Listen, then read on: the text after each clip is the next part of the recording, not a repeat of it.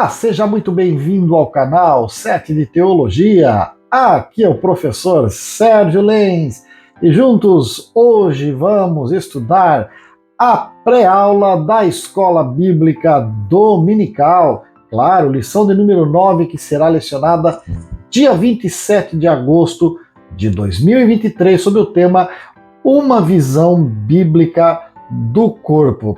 Até que enfim, um alívio para quem gosta de estudar Bíblia, um alívio para os nossos alunos, para os nossos professores, um assunto um pouquinho melhor de ser tratado, não menos complexo, teologicamente, com muitas discussões em torno do tema, mas, como já dizia meu professor Esdras Costa Bento, para os que creem, nenhuma explicação é necessária.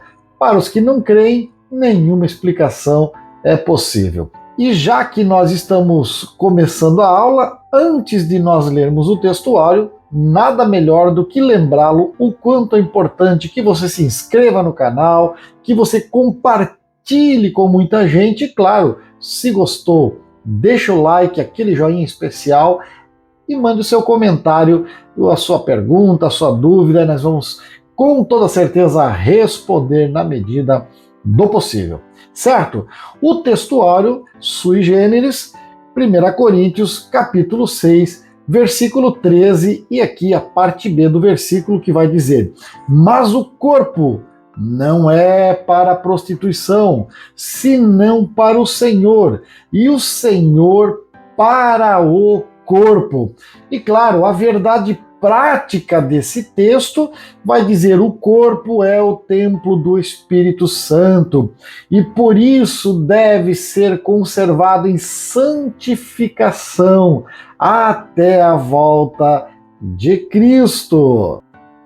Pois muito bem, vamos pensar um pouquinho então o que é que a lição propõe para nós no dia de hoje, a partir da introdução, que vai dizer: Deus criou o ser humano para o louvor da sua glória.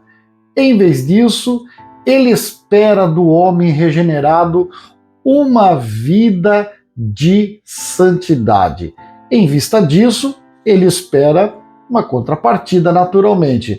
Contudo, os conceitos secularistas propagam uma forma de vida independente dos preceitos divinos.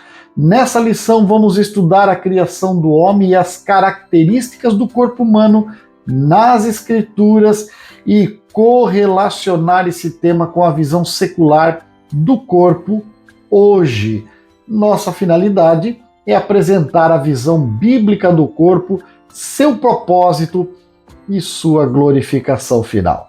Como eu disse no começo, não é o tema dos mais fáceis, nem dos mais simples de serem tratados, afinal de contas precisamos entender que a própria teologia, ao longo desses quase 2000 anos, vem discutindo essa questão de corpo, alma e espírito, se é tricotomia, ou seja, o homem dividido em 3 partes, ou se são apenas 2 partes, corpo e espírito, e a alma é apenas a sede das sensações.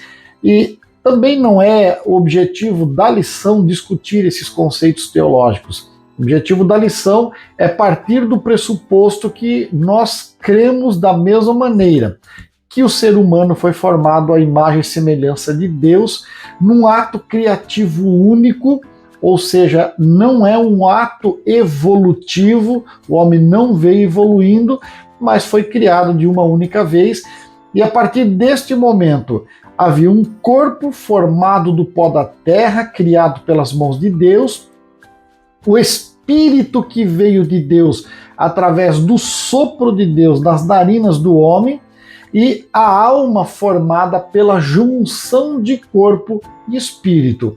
A maioria de nós, penso que crê assim. Quem não crê, também fica tranquilo, porque o céu é para aqueles que aceitaram a Jesus como Senhor e Salvador das suas vidas. Então não precisa fazer uma celeuma se você não crer dessa maneira. Fica bem tranquilo. Nós vamos, partindo do pressuposto da tricotomia, vamos pensar na criação e a nossa lição, então, ela vem subdividida, como de costume, em 3 tópicos, que está aí na tela: a criação do ser humano. No segundo tópico, nós vamos ter o tema a visão bíblica do corpo, e no terceiro tópico, finalmente, a visão secular do corpo. Então, como eu disse, a ideia da lição desse domingo não é fazer um debate teológico em torno da tricotomia humana. Não é esse o propósito, tá? O propósito é pensarmos no objetivo do ser humano criado por Deus e o seu objetivo para com o futuro. Então, a ideia é essa, até porque a lição vem combatendo o secularismo e as suas mazelas sobre a raça humana, então ele vai girar em torno dessa ideia, ok? Dito isso, no primeiro tópico da lição, a criação do ser humano, nós vamos ter a origem da raça humana, a constituição do ser humano e a queda e restauração humana. Em suma, esse primeiro tópico vai tratar da seguinte ideia: o ser humano foi formado do pó pelas mãos de Deus, soprado no espírito que veio de Deus, da narina do homem. A junção de ambos cria a alma. A alma é uma parte inerente da personalidade humana, a sede das sensações, dos sentimentos, onde fica a formação do nosso ser interior. A ideia da morte não é que ela não estava prevista. Deus não foi pego com plano B, Deus não tinha plano B, Deus só teve um plano A e ele sabia todas as coisas como ele sabe todas as coisas, tanto que ele avisou o ser humano de antecipação. Mas o ser humano caiu. E aí vem aquelas questões, tá?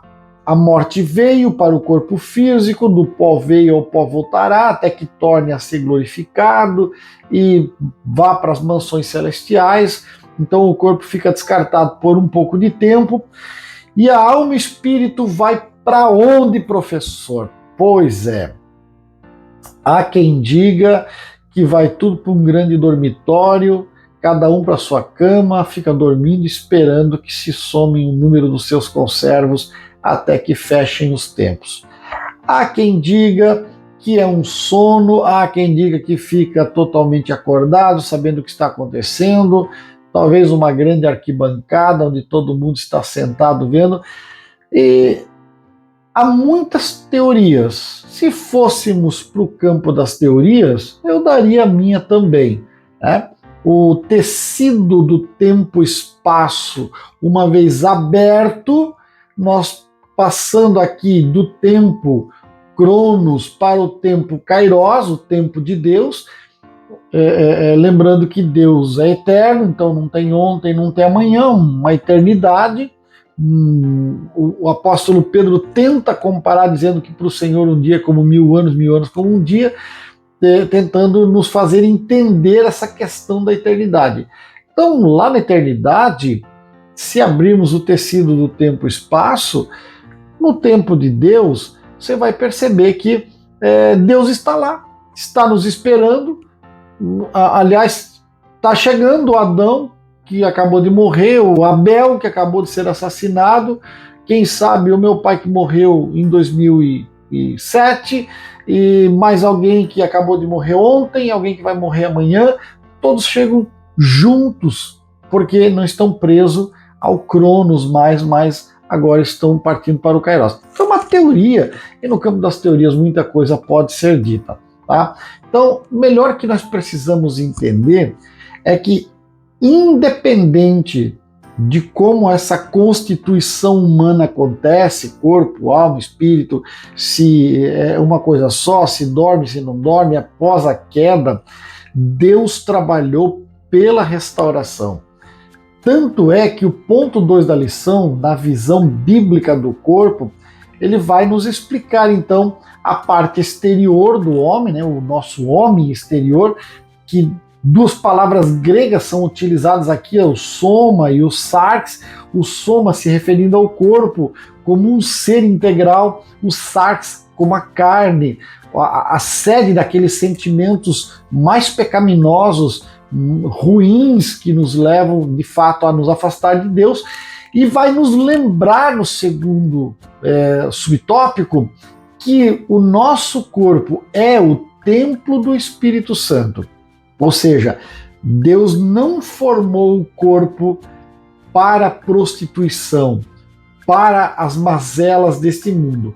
Ele fez o corpo humano para que ele se tornasse o templo do Espírito Santo, o lugar de habitação do Espírito Santo, para estar unido com Deus.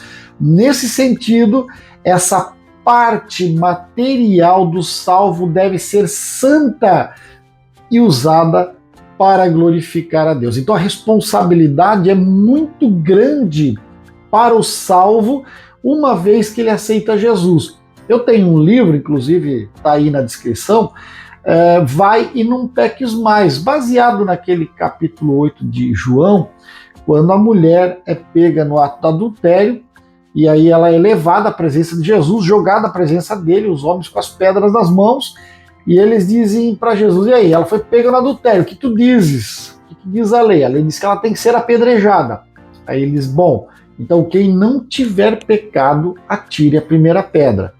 E o texto vai nos contar que um a um largaram as pedras, foram embora, e em dado momento Jesus olha para a mulher e diz: e aí, onde é que estão os teus acusadores? Não quiseram te jogar pedra? Não, foram todos embora.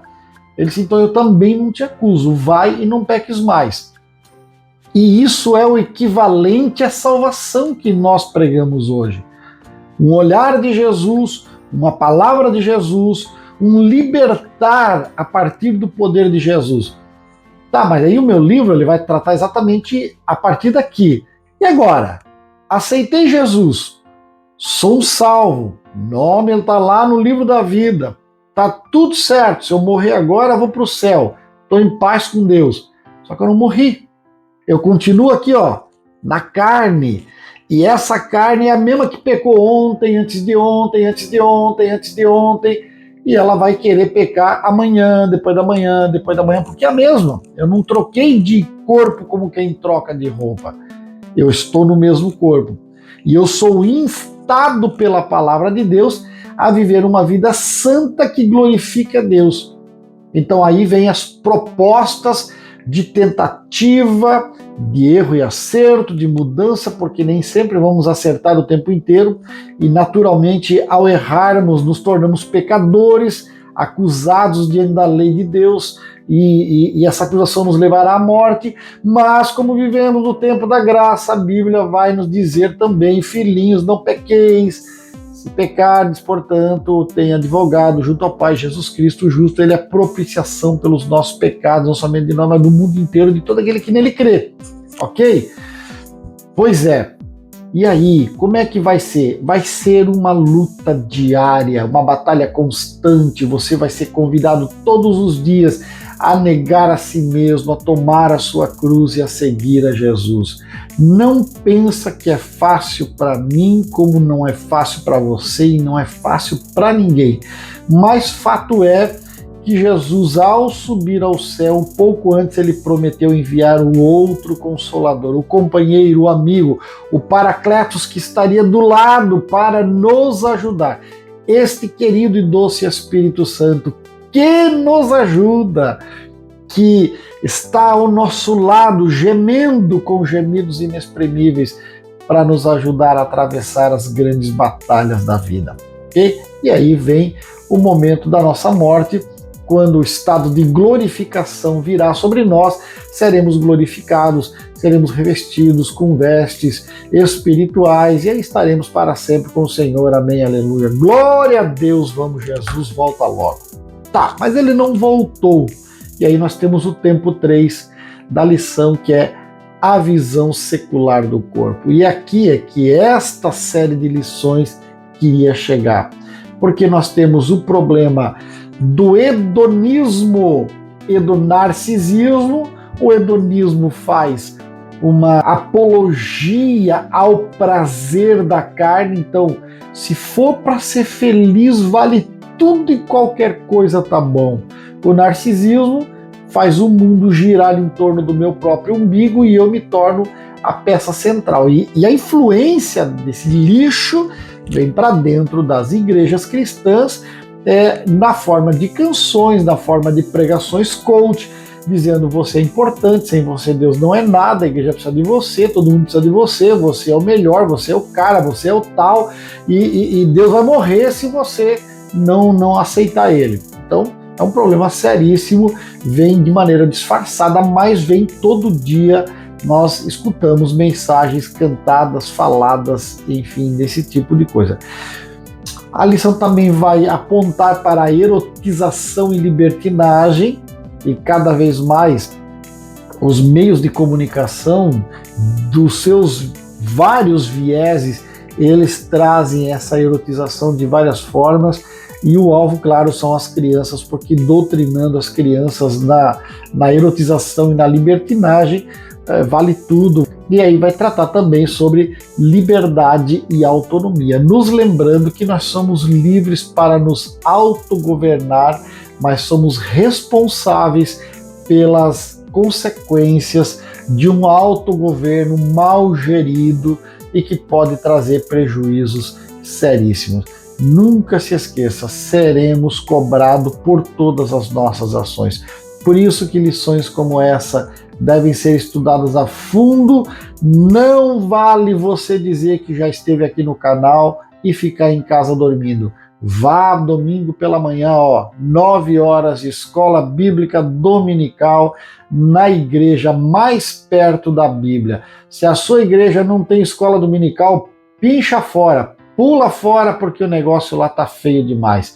Procura uma escola dominical para você aprender a palavra, e se o professor não for bom, então você estuda e se prepara que Deus vai te usar como professor também, tá bom? Eu vou terminar essa lição lendo a conclusão que diz: criado da terra, a imagem e semelhança divinas, o homem é constituído de 3 substâncias: espírito, alma e corpo. Nessa concepção não podemos pecar com o corpo sem afetar o espírito e a alma. O corpo é a morada do espírito, que não habita em santuário impuro. Na vinda de Cristo, o corpo dos santos será glorificado. Assim, o corpo não deve ser tratado como algo pejorativo. O princípio de cuidado e santidade do corpo deve ser observado pelos que pertencem a Deus. Meu querido e amado, estimado amigo internauta, que o Senhor te dê um excelente final de semana, que Ele cuide da tua casa e da tua família. Fique com Deus, afinal de contas Ele era, Ele é, Ele será o maior, o melhor e o mais fiel companheiro. Um forte abraço, eu te vejo semana que vem.